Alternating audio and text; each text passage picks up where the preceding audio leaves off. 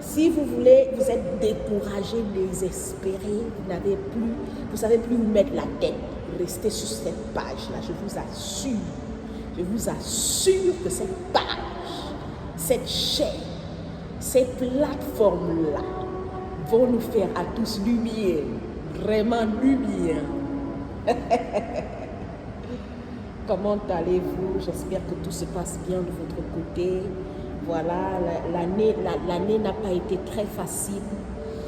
Voilà, et nous sommes à quelques jours de l'année 2022. Voilà, bonne fête de fin d'année déjà à vous encore. C'est vraiment le temps où on prend l'élan. Voilà, on prend l'élan. On se motive. Pour les nouvelles perspectives, on se motive pour comment on appelle ça, de nouveaux challenges, on se motive, il faut qu'on bouge, voilà, on ne lâche pas, on ne baisse pas les bras. Si ça n'a pas marché l'année 2021, ce qui n'a pas marché, ce qui n'a pas été découlé, ce que vous avez commencé en 2021, terminez-le en 2022, il y a des projets qui sont faits pour une longue durée. D'accord? Et il y a des projets qui sont faits pour une durée à court terme. Maintenant, les projets à long terme, c'est des projets qu'on fait tout doucement. On ne court pas. Quelqu'un a dit qu'il va lentement, va sûrement. Voilà, prenez du temps. Ne courez pas. Vous ne faites pas la concurrence avec quelqu'un. Voilà, soyez vous-même. Faites des choses d'abord pour vous-même, pas pour impressionner quelqu'un, ni pour attirer les regards de quelqu'un. Non, faites des choses qui vous rendent heureux. Vous savez, je pouvais le dire hier dans mon direct, je disais ceci, que j'ai compris une chose, que il n'y a pas écrit sur un tableau noir dans le ciel. Dans le ciel, il n'est pas écrit nulle part, il n'est écrit nulle part dans le ciel que Audrey, à 30 ans, tu vas être docteur. Ou Audrey, à 35 ans, tu seras enseignante, professeur d'université, ou bien Audrey à tête. Non, c'est pas écrit. Tout ce que tu veux dans ta vie, c'est toi-même qui crée ces opportunités. Franchement, les débuts, quand j'ai commencé la vie avec le Seigneur, je me suis dit, moi je me disais qu'en fait, tout ce dont on a besoin, il faut demander à Dieu. Non, sa parole dit que il a tout accompli. Il a tout accompli pour nous. Tout a été accompli. Tout a été déjà fait. Tout est déjà prêt pour nous. La seule chose qui nous reste, c'est de rentrer en possession de ce qui nous a été déjà, en fait, on a déjà ces choses-là acquises. Maintenant, il faut matérialiser ces choses dans nos vies. Et j'ai compris ça. Vous savez, beaucoup de gens attendent dans leur vie que Dieu agisse. Dieu me change, Dieu me transforme, Dieu me guérit. Non, Dieu t'a déjà guéri d'avance. Tu es guéri d'avance. Il dit dans sa parole que par ses meurtrissures, nous avons été guéris. Nous sommes guéris d'avance. Il suffit seulement de rentrer en possession de ta bénédiction, de ta guérison. Il dit dans sa parole qu'il a tout accompli pour nous. Dieu a déjà prévu le mari pour toi. Dieu a déjà prévu la femme pour toi. Dieu a déjà prévu ton travail. Il a déjà prévu la maison que tu veux. Il a déjà prévu l'argent dont tu as besoin. La seule chose qui nous reste à faire, c'est de rentrer en possession de cet argent, de rentrer en possession de ce dont on a besoin, ce qui nous est destiné, ce qui nous est de droit. D'accord? En tant qu'enfant de Dieu, nous avons la légalité de rentrer en possession de ce que Dieu a déjà préparé et prévu pour nous. Mais beaucoup de gens, ils sont assis, ils pensent que Dieu va encore agir. Non, il a déjà agi. Il a déjà agi. Et moi, depuis un temps, je réfléchis énormément. Je dis, waouh! Qu'est-ce que j'ai perdu du temps en train d'attendre que Dieu me donne le travail? Qu'est-ce que j'ai perdu du temps en train d'attendre que Dieu me donne un bon mari? Qu'est-ce que j'ai perdu du temps en train d'attendre que Dieu m'accorde la bonne santé? Qu'est-ce que j'ai perdu du temps en train d'attendre que Dieu me permette d'être au bon endroit, au bon moment, là où il a destiné que je sois?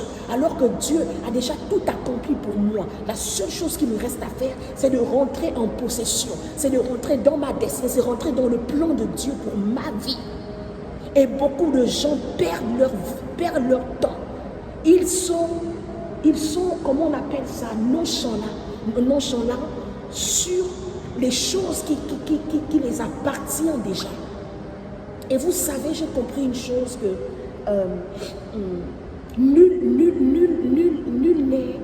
n'est particulier devant Dieu. Nous sommes tous égaux à ses yeux. Nous avons tous la même valeur. Il nous aime tous à la même dimension, de la même manière. Il nous a tous donnés, il nous a tous bénis. D'accord? Et quand il dit qu'il a tout accompli, il ne dit pas qu'il a tout accompli juste pour les gens qui le prient. Il dit qu'il a tout accompli. Il a tout accompli pour tous les humains. Vous comprenez? Je voulais vraiment nous encourager dessus. Qu'il ne s'est pas écrit. Il fait des plans pour nous. Il a des projets pour nous. La parole de Dieu dit qu'il a des projets de paix et non de malheur. Il a prévu pour nous un avenir et de l'espérance. Mais il a déjà tout accompli pour nous. Il nous a déjà tout donné. Il nous a déjà tout donné. Et c'est maintenant à nous de rentrer en possession de ce qui nous est de droit, de ce qui nous est destiné. Si tu attends, ma soeur, tu attends aller d'abord à l'église prier, aller faire les jeûnes, les grandes actions de grâce. Mais non, si tu fais l'action de grâce, fais une action de grâce en guise de reconnaissance. Seigneur, tu as tout accompli pour moi, tu m'as déjà tout donné. Même si je ne suis pas encore en possession de ce qui m'est de toi, mais je crois par le nom de Jésus que j'ai déjà ça. Je suis déjà guéri. Je suis guéri par les meurtrissures du sang de Jésus, par les meurtrissures de Christ. Je suis déjà guéri, je suis béni. Je suis béni en toute forme de bénédiction. Je suis béni quand je rentre, je suis béni dans les champs, je suis béni en ville, je suis béni à l'arrivée. Je suis béni dans tout ce que je touche. Tout ce que je touche est béni. Tu n'as plus besoin de faire trop. Et je me suis dit, quand on jeûne, le jeûne c'est quoi? Le jeûne c'est pour nous élever spirituellement. Le jeûne nous permet de nous concentrer. Ce n'est pas le jeûne qui vient changer les choses. J'étais toute une vie, je jeûnais parce que je veux trouver le travail. Je jeûnais parce que je veux que telle situation dans ma vie soit décantée. Je vous assure que c'est une fausse équation. Totalement une fausse équation. Et j'ai réalisé ça, que c'est vraiment une fausse équation. Je vous assure. Sincèrement. Il a déjà tout accompli pour nous. Quelle est la femme que tu rêves de devenir? Quel est l'homme que tu rêves de devenir? Quel est le type de femme que tu veux épouser? Quel est le type d'homme que tu veux marier? Quel est le travail que tu veux avoir? Qui tu souhaites devenir? Quelle est ta mission de vie sur la terre? Alors bats-toi pour être la femme que tu veux devenir. Si tu veux devenir une femme qui s'occupe de son mari, ses enfants, alors bats-toi pour être une femme au foyer et une femme stable et agréable au foyer. Tu veux devenir une femme entrepreneuse, bats-toi pour être une femme entrepreneuse. Et tu veux devenir une femme épanouie, libre, épanouie, alors bats-toi pour être une femme libre et épanouie. Et tu veux devenir une femme stable émotionnellement, alors bats-toi pour garder tes émotions stables. Arrête de disperser tes émotions. Arrête de te prendre la tête pour tout et n'importe quoi. Arrête de croire et de mettre dans ta tête tout ce que les gens pensent et disent de toi. Non, laisse les gens penser de toi ce qu'ils veulent. Mais toi-même, focus et reste concentré sur toi, uniquement toi. Qu'est-ce que tu veux? Qu'est-ce que tu aimes? Est-ce que tu es heureux? Est-ce que tu es heureuse? Qu'est-ce qui te rend heureux? Qu'est-ce qui te rend heureuse? Nous avons un seul juge, nous avons une seule personne à rendre compte, c'est à Dieu. Personnellement, ça je vous assure, au plus profond de mon cœur, c'est quelque chose que j'ai compris. Je n'ai de compte à rendre à personne. Si je dois rendre des comptes à quelqu'un un jour, c'est à Dieu. Et même l'assassin à la croix, Dieu lui avait dit, à la même heure, demain, tu seras auprès de mon Père, à la même heure. Il n'a pas tenu compte du fait qu'il a tué les gens. Il a fait couler le sang humain. Il a rompu les vies humaines. Mais Dieu, par sa grâce, il a accompli sa parole de la vie de ce peuple. Et j'ai appris à ne plus me culpabiliser. Si je dois tomber, je tombe. Si je dois pécher, je me relève. La Bible dit que le juste tombera 7 fois. Il se relèvera. Il suffit, même si tu tombes, le plus important c'est que tu te relèves, tu continues. Même si tu fais des erreurs, le plus important c'est que tu te lèves, que tes erreurs te servent de leçon, que tes erreurs te servent de message, que tes erreurs te servent de conseil et tu avances. Tu construis